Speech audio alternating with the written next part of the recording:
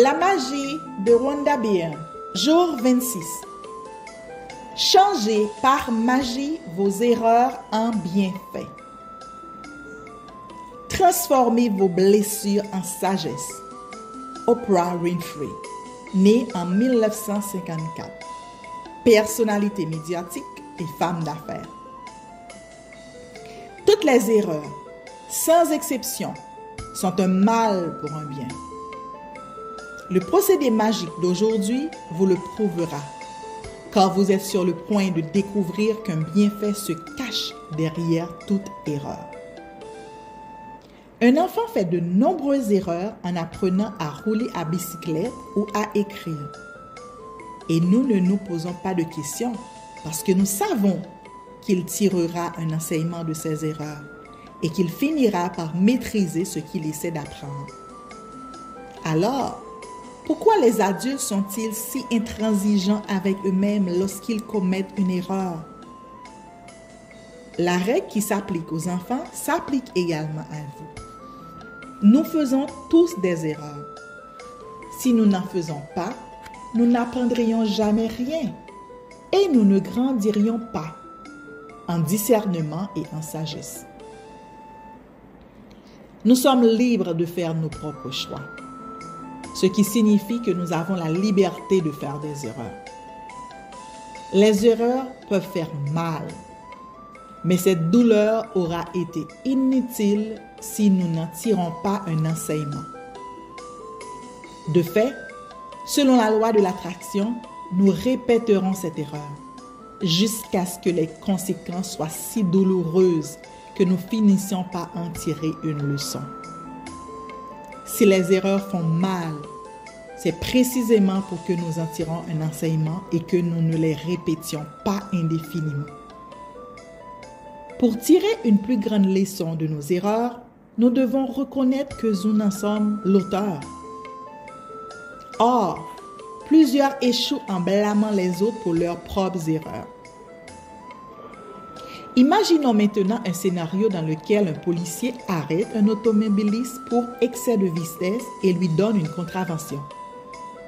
Comme cet automobiliste, nous refusons souvent de reconnaître notre faute et nous blâmons le policier parce qu'il était caché derrière des buissons à la sortie d'une cour.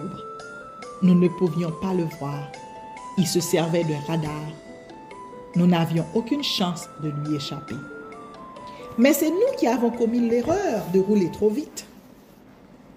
Le problème, lorsque nous blâmons les autres pour nos erreurs, c'est que nous en subissons quand même les conséquences et en souffrant, mais sans en tirer de leçons.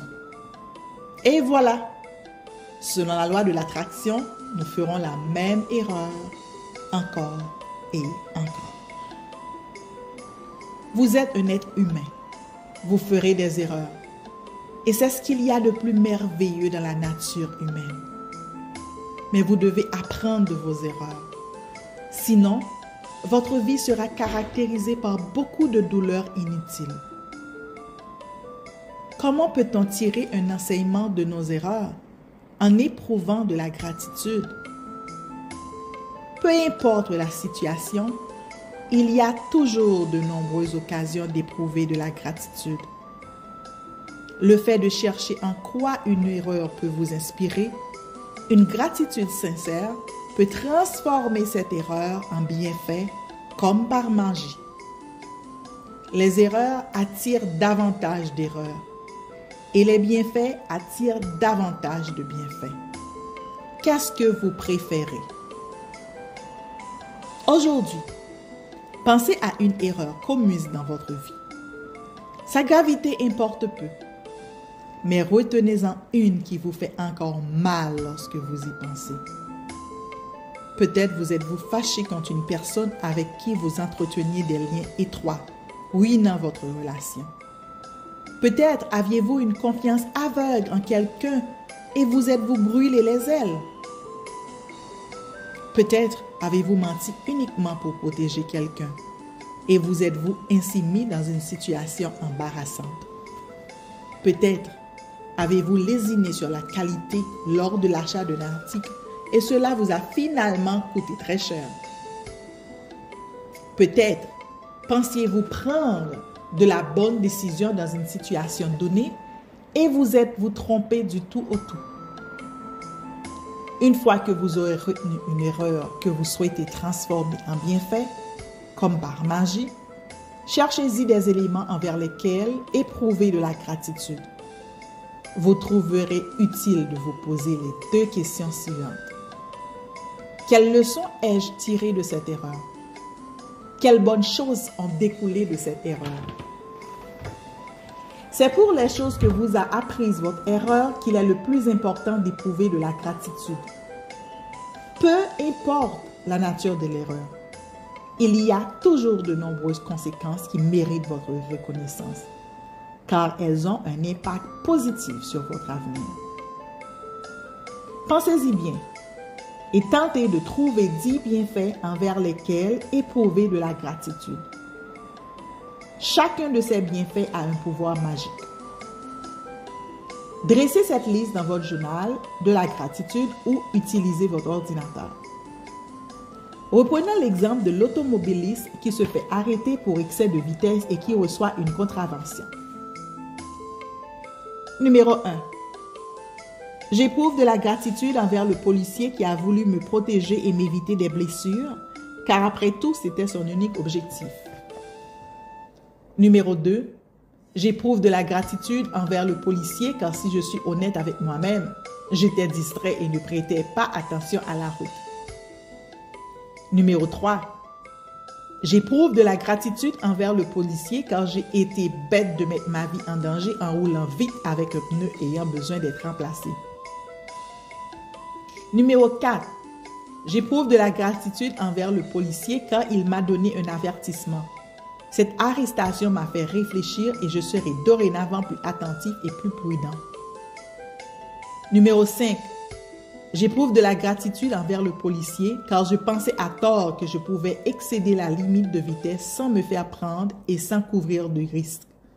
L'air sérieux du policier m'a fait comprendre que j'avais mis ma vie et celle des autres en danger. Numéro 6. J'éprouve de la gratitude envers le policier. Car si je pense au danger que court ma propre famille à cause de la vitesse excessive, alors je tiens absolument à ce que la police arrête les automobilistes fautifs. Numéro 7. J'éprouve de la gratitude envers le policier et le travail qu'il fait en veillant à assurer la sécurité de tous les usagers de la route. Numéro 8.